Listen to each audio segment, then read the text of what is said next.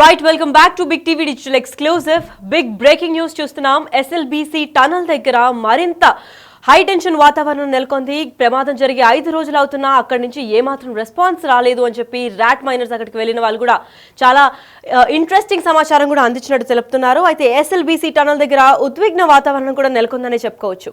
సంచలన నిజాలు వెల్లడించారు ర్యాట్ హోల్ మైనర్స్. టనల్లో ఇప్పటి వరకు ఎవ్వరూ చేరుకోని ప్రాంతాలకు కూడా వెళ్లామని ఇప్పటికే తెలిపారు. అంతేకాకుండా ప్రమాద ప్రాంతానికి దాదాపు 15 కిలోమీటర్ల దాకా దగ్గరికి వెళ్లాము. అక్కడ చేరుకున్న తర్వాత పరిస్థితి చాలా దారుణంగా ఉందని తెలిపారు. అంతేకాకుండా మొత్తం అంతా బురదమయంగా మారిపోయింది. దాని లోపల బురదతో మొత్తం నిండుకుపోయింది. దానివల్లే లోపల ఉన్న వారిని బయటకు తీసుకొని రాలేకపోతున్నామని కూడా తెలిపారు. అయితే అసలు వెలుతురు ఇంకా గాలి కూడా లేని పరిస్థితి అయితే కనిపిస్తుందని ఇప్పటికే తెలిపారు.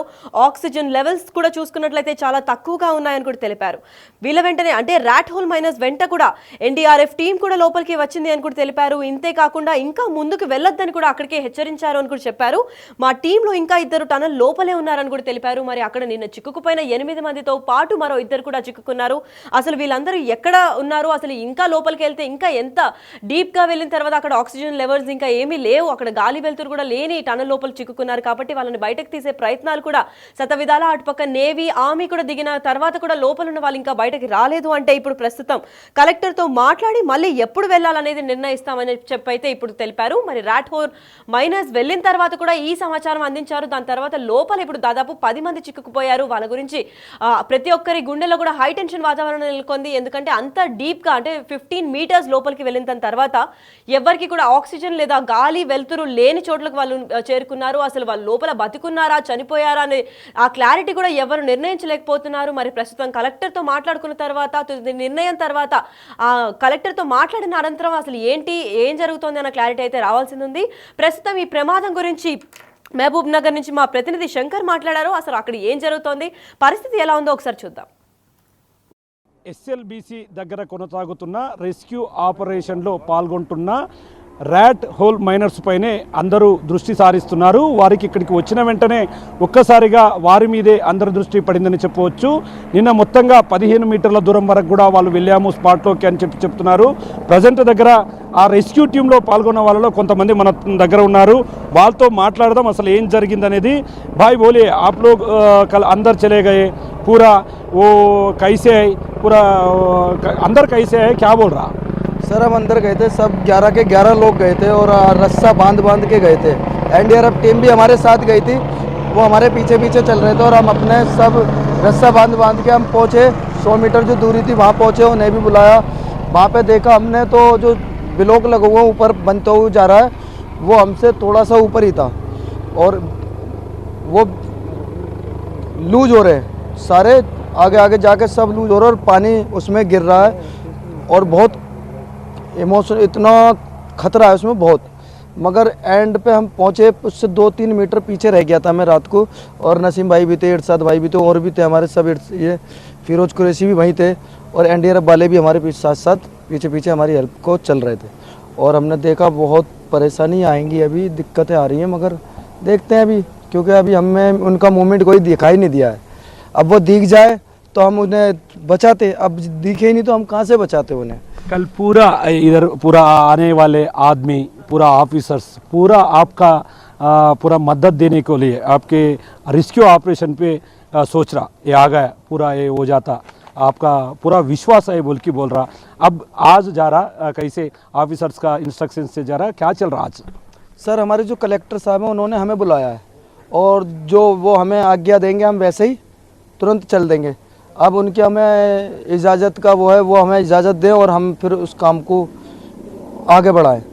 जब तक उनका कोई जवाब नहीं होगा हमारा कोई वो नहीं है प्रोसेस। वो ईयर में 2023 सिल्कियाना वो टनल में पूरा 41 मेंबर्स को लाया गया ना, वो पूरा कोसा डिफरेंट है ना वो ऑपरेशन का, ये ऑपरेशन का बहुत ही डिफरेंट है। वो ये बहुत इसमें बहुत प्रॉब्लमें आ रही हैं और इससे भी भयंकर वो है। उसमें क्या था, वो 8-9 किलो मीटर की टनल थी जिसमें 400 मीटर पे वो लोग फंसे हुए थे और 60 मीटर की दूरी थी। हमने उसमें पाइप डाला और उनके पास पहुंच गए। 41 जो लोग थे उन्हें हमने बहुत 26 घंटे में बाहर ले लिया। मगर ये जो है ये 300 मीटर की दूरी है और जिसमें मलबा गिर चुका है। अब इसमें ये पता नहीं पड़ रहा वो मलबे के अंदर हैं या मशीन के अंदर हैं। और हम पूरा मशीन का जो बैक फ्रेंड है उसके पास तलक गए हैं। रात 7 बजे आए हम वहाँ से और हम यहाँ से 12 बजे पहुँचे थे। हम वहाँ पे 12 बजे निकल गए थे यहाँ से। मालवे के अंदर जाने को पॉसिबिलिटी पॉसिबल होता है? नहीं, ऐसा था वो मलबा तो उसके मलबे के ऊपर चल रहे हम। अब तो उसमें हम जो दलदल बन रहा था ना उस दलदल पे भी हम चले थे रस्सा बांध बांध के। बहुत प्रॉब्लम आ रही थी, पैर धस रहे थे सब इतने लड़कों के। फिर भी हम उसके पास पहुँचे उसके TBM के बैक फ्रंट पे। मगर हमें वहाँ पे किसी चीज़ की मूवमेंट दिखाई नहीं दी। आगे से वो पूरा बंद है। जो पहाड़ था पहाड़ वो उसके TBM के ऊपर गिरा हुआ है तो उसका पीछे वाला हिस्सा भी ढका हुआ है। तो हम सोच रहे थे अब लड़के 2 गए इस टाइम, फिरोज और इरशाद कुरैशी। इरशाद अंसारी और फिरोज कुरैशी दोनों गए। हम अभी बाहर हैं और वो शाम को आके फिर उसका बताएंगे क्या करना है क्या नहीं। వాళ్ళు ఇంకా అంటే వీళ్ళ టీంలకు సంబంధించినటువంటి ఇద్దరు లోపలికి వెళ్ళారు. వాళ్ళు వచ్చాక చూస్తామంటున్నారు. ఇక్కడ వెళ్ళిన వారిలో ఇతను కూడా ఉన్నాడు. आपका नाम क्या भाई, आप कैसे तक चले गए, क्या देखा, आपका टीम के साथ काम करने को कैसे क्या बोलती? मेरा नाम नसीम है और हम सब दिल्ली से ही आए हैं। काम करने के लिए तो गए थे, रात देखने भी गए। देखने में तो जो मुन्ना भाई ने बताया सब कुछ ऐसा ही है, क्योंकि वहाँ पे पूरा मलबा भरा हुआ है। कम से कम होगा 300 मीटर तक। मशीन के पिछले हिस्से तक हम वहाँ पर गए। मशीन का पिछला हिस्सा दिख रहा है हमको, पर पूरा आगे का कुछ नहीं दिख रहा, मट्टी मट्टी है। अब वो 2 आदमी और गए हमारे, NDRF की टीम भी गई है। अब उनके आने के बाद ही मोमेंट पता चलेगा आगे कुछ हासिल हुआ, कुछ दिखाई दिया या नहीं दिया। थोड़ा ऑक्सीजन का प्रॉब्लम है बोल रहा। रात में एक वीडियो भी चला दिया ना, वो सही क्या चल रहा? देखो 14 किलोमीटर की टनल है, ऑक्सीजन का थोड़ा बहुत तो प्रॉब्लम आएगा ही, पर इतना नहीं है। पर आदमी थोड़ा बहुत रुक सकता है, काम कर सकता है, इतना है। क्या हो रहा रात में? ऐसा है वहाँ पे अंधेरा है, लाइट है नहीं उस साइड जिस साइड हम गए थे। पानी ऊपर से गिर रहा है, पानियों की आवाज़ आ रही है। और जो साथ में NDRF टीम भी थी वो हमसे जल्दी बोल रहे थे चलो यहाँ से वापस। मेरे साथ वाला भी बोलने लगा चलो भाई एंड हो गया, फटाफट निकलो, क्योंकि ऊपर जो था वो बहुत खतरा है। ओके। हमें उस खतरे को ना देखते हुए हम आगे बढ़े। क्यों बढ़े? हमें उनका कोई मूवमेंट दिखाई दे या उनका हाथ या कुछ भी। हाँ, हम ऊपर पे हम देखा हमने, मगर हमें वो दिख रहा था ये गिर भी सकता है। फिर भी हम उनके चक्कर में आगे बढ़े। हमने कोई उनका हाथ दिख जाए, हमें उंगली दिख जाए या उनका कोई मूवमेंट आ जाए तो हम उन्हें लेके जाएं। मगर जब हमें कोई नहीं दिखा तो हम वहाँ से रिटर्न आ गए, क्योंकि हम भी अपनी जान खतरे में जब डाले जब हमें सामने वाला बचता हुआ दिखे। हमारे इस टाइम हमें दिख नहीं रहा था वो, अब दिखता तो हम लाते ज़रूर।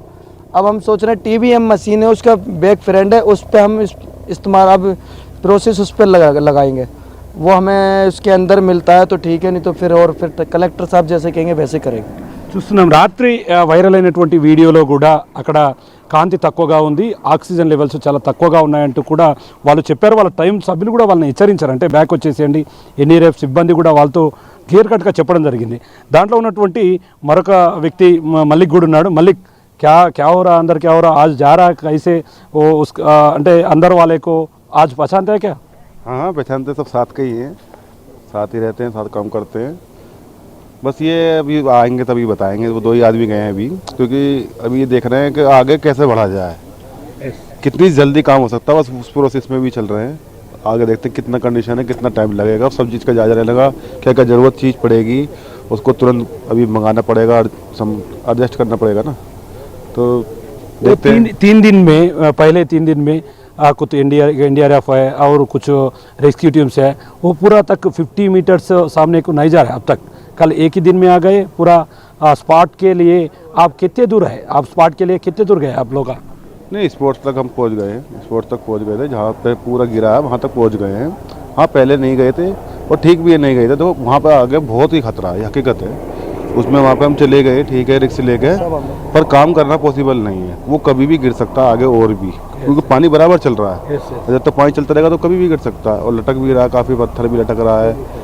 जो हमने वो लगा रही है मशीन, वो ब्लॉक, वो भी काफ़ी टेढ़ा मेढ़ा हो रहा है, तो कभी भी गिर सकता है। वहाँ काम करना रिक्स है काफ़ी, उसको पक्का करके काम करना है, तो उसमें काफ़ी लंबा प्रोसेस है। इस चक्कर में काम अभी देख रहे हैं कितनी जल्दी हो सकता है, ये कोशिश में लगे हुए हैं। చూస్తున్నాం మొత్తంగా నిన్న రాత్రి అక్కడికి వెళ్ళాము. దాదాపు 15 మీటర్ల దగ్గర నుంచి అక్కడ జరిగినటువంటి ఘటనా ప్రదర్శనని పరిశీలించాం. అక్కడ ఆక్సిజన్ లెవెల్స్ తక్కువగా ఉండడంతో మమ్మల్ని అధికారులు మా టీం మెంబర్స్ కూడా హెచ్చరించారు. దాంతోపాటు ఎన్డీఆర్ఎఫ్ సిబ్బంది కూడా ఇక్కడికి వచ్చారు, మా వెంట ఉంటున్నారు. నిన్న ఏదైతే టీంలో సభ్యులు ఇప్పటికే ఇంకో ఇద్దరు లోపలికి వెళ్ళారు. అక్కడ పరిశీలించిన తర్వాత అక్కడ ఉన్నటువంటి పరిస్థితులను మాకు అవకాశంగా మార్చుకోవడం, ఈరోజు ఉన్నత ఇప్పటి వరకు ఎస్ఎల్బీసీలో జరుగుతున్నటువంటి రెస్క్యూ ఆపరేషన్ల గురించి తెలుసుకున్నాం. కానీ ప్రజెంట్గా ఈ ప్రాజెక్టుకు సంబంధించినటువంటి వివరాలను పూర్తి స్థాయిలో చాలామందికి తెలియజెప్పే ప్రయత్నం చేస్తుంది బిగ్ టీవీ. ఎగ్జాక్ట్గా మనం ఉన్నటువంటి ఈ లొకేషన్ దోమలపెంటకు దిగువన 4 కిలోమీటర్ల దూరంలో ఉన్నాము. ప్రజెంటు ఎస్ఎల్బీసీ టన్నెల్ బ్యాక్గ్రౌండ్లో చూడొచ్చు. ఎందుకంటే ఇది ఎస్ఎల్బీసీ టన్నెల్ అనేది 2005లో వైఎస్ రాజశేఖర్ రెడ్డి హాయం పీరియడ్లో కూడా ఈ యొక్క ఎస్ఎల్బీసీ టన్నెల్కు శ్రీకారం చుట్టారు. ఇక్కడి నుంచి దాదాపు 41 కిలోమీటర్ల మేర టన్నెల్ను తవ్వి ఉమ్మడి నల్లగొండ జిల్లాకు సాగునీరు తాగునీరు ఇచ్చేందుకు రూపొందించబడ్డటువంటి మేజర్ ప్రాజెక్టుగా కూడా దీన్ని అప్పట్లో 2,200 కోట్లకు పైమాటగా కూడా దీన్ని రూపొందించినటువంటి పరిస్థితి. ఇక్కడి నుంచి టన్నెల్ను స్టార్ట్ చేస్తే దాదాపు నల్లగొండ వరకు కూడా ఈ యొక్క టన్నెల్ ఉంటుంది. ఇక్కడ ఈ ఇన్లెట్గా తీసుకుంటే నల్లగొండ ఏదైతే దిండి ప్రాజెక్టుగా ఉందో అక్కడ అవుట్లెట్గా కూడా దాన్ని రూపొందిస్తారు. ఇక్కడ మనం విజువల్స్లో చూస్తే ఆ టన్నెల్ కింది నుంచి కూడా పైభాగాన్ని మనం ఒక్కసారిగా గమనిద్దాము. ఎందుకంటే పైభాగం అంటే ఎక్కడైతే టన్నెల్ ఉందో ఆ ప్రాంతం మొత్తం కూడా చాలా హైట్ ప్రాంతం ఉంది. ఎందుకంటే ఇదంతా కూడా మొత్తంగా నల్లమల్ల అటవీ ప్రాంతంలో శ్రీశైలం బ్యాక్న ఉండేటటువంటి వాటర్కు ఆనుకొని ఉన్నటువంటి ప్రాజెక్ట్. ఇక్కడి నుంచి టన్నెల్కు ప్రమాదం జరిగిన ప్రాంతంలో 13 కిలోమీటర్ల దగ్గర ప్రమాదం జరిగింది. మిగతా అటువైపు నుంచి కూడా దాదాపు 27 కిలోమీటర్ల మేర టన్నెల్ వర్క్ కంప్లీట్ అయినటువంటి పరిస్థితి. ఇంకొక 9 కిలోమీటర్లు తవ్వితే దీనికి సంబంధించినటువంటి మొత్తం వర్క్ కంప్లీట్ అయ్యేది. కానీ తెలంగాణ రాష్ట్ర ప్రభుత్వం అధికారంలోకి రావడం, టన్నెల్ పనులు వేగవంతం చేయాలని మొదటి గ్రీన్ ఛానల్ కింద 2,000 కోట్ల రూపాయలను విడుదల చేయడం, 4 రోజుల క్రితమే ఈ పనులు స్టార్ట్ కావడంతో లోపలికి వెళ్ళిన సమయంలో ఈ యొక్క ప్రమాదం చోటు చేసుకుంది. ఇక మేజర్గా ప్రాజెక్టు సంబంధించి అసలు ఈ వాటర్ కనెక్టివిటీ ఏ విధంగా ఉంటున్నది మాత్రం మనం వివరించే ప్రయత్నం ఒక్కసారిగా చేద్దాం. మనకు కెమెరా పర్సన్ చూపిస్తున్నటువంటి విజువల్ ప్రాంతం టన్నెల్ చూపించాడు ఇప్పటి వరకు. ఎగ్జాక్ట్ టన్నెల్కు ఆనుకున్నటువంటి ఈ గోడ ప్రాంతం ఏదైతే ఉందో దాదాపు 100 మీటర్స్ ఉంటుంది. 100 మీటర్స్ నడుచుకుంటూ వెళ్ళే ఈ యొక్క మధ్యలో ఉన్నటువంటి ఈ భాగం మాత్రమే శ్రీశైలంకు సంబంధించి వాటర్కు, అదేవిధంగా టన్నెల్కు మధ్యలో ఉన్నటువంటి గ్యాప్ ఇది. ఈ గ్యాప్ను దాటుకొని వెళితే మొత్తంగా మనం బ్యాక్లో శ్రీశైలం వాటర్ను చూసే పరిస్థితి కనిపిస్తుంది. ఇక్కడ మనం చూడొచ్చు ఈ ప్రాంతం అంటే ఈ మిడిల్లో ఉన్నటువంటి ఇది మాత్రమే దాదాపు 100 మీటర్ల డిస్టెన్స్లో మాత్రమే శ్రీశైలం బ్యాక్ వాటర్ ఉంటుంది. మన శ్రీశైలం బ్యాక్ వాటర్ను కూడా మన కెమెరా పర్సన్ చూపించే ప్రయత్నం చేస్తాడు. ఎందుకంటే ఇక్కడ మనకు బ్యాక్లో కనిపిస్తున్నటువంటి ఈ ప్రాంతం అంతా కూడా మొత్తంగా నల్లమల్ల అటవీ ప్రాంతానికి దగ్గరగా ఉన్నటువంటి ఈ యొక్క శ్రీశైలం జలాశయానికి సంబంధించినటువంటి వాటర్ను చూస్తున్నాం. ఎందుకంటే టన్నెల్ చాలా లోతులో ఉంది, వాటర్ చాలా పైకి ఉంది. ఇక్కడ ఈ భాగం అంతా అంటే టన్నెల్ కంప్లీట్ అయితే ఈ భాగాన్ని తీసివేస్తారు. దానికి మనకు ఈ గోడ భాగం ఏదైతే ఉందో ఈ గోడ భాగాన్ని క్లియర్గా తీసివేసి వాటరు తీసివేయడంతో ఒక్కసారిగా వాటర్ అంతా కూడా ఎక్కువ ఉన్న సమయంలో వాటర్ టన్నెల్లోకి వస్తుంది. గ్రావిటీపై ఆధారపడి ఈ యొక్క ప్రాజెక్టుకు సంబంధించినటువంటి మొత్తం రన్ అయ్యేలాగా కూడా డిజైన్ చేసినటువంటి పరిస్థితి ఇక్కడ కనిపిస్తుంది. ముఖ్యంగా ఏదైతే శ్రీశైలం జలాశయం ఎక్కువ పెద్ద మొత్తంలో నిండినప్పుడు మధ్యలో ఉన్నటువంటి ఈ భాగాన్ని తీసివేస్తే ఓవరాల్గా దీనికి సంబంధించినటువంటి వాటర్ దానంతట అవే లోపలికి వెళుతూ నల్లగొండకు వాటర్ చేరుకునే విధంగా దీన్ని డిజైన్ చేసినటువంటి ఒక ప్రాజెక్టు. మొత్తంగా దాదాపు 3,40,000 ఎకరాలకు సాగునీరు తాగునీరు అందించేంత విధంగా కూడా దీన్ని రూపొందించినటువంటి పరిస్థితి ఇక్కడ కనిపిస్తుంది. ముఖ్యంగా ఇప్పటికే 2,000 కోట్లను కూడా దీనికి మొదటి గ్రీన్ ఛానల్ కింద రూపొందించడం, ఇలాంటి సమయంలో ప్రమాదం జరగడంతో ఒక్కసారిగా ప్రాజెక్టుకు సంబంధించినటువంటి అడ్డంకులు ఏర్పడడంతో ఈ ప్రాజెక్టు పూర్తిస్థాయిలో ఆగిపోయిందనే సమస్యలను రెక్టిఫైడ్ చేస్తూ ముందుకు వెళ్ళే పరిస్థితి అయితే ఇక్కడ ప్రాజెక్టు దగ్గర కనిపిస్తుంది. మొత్తంగా ఈ డిస్టెన్స్ కొంతమేరనే ఉంటుంది.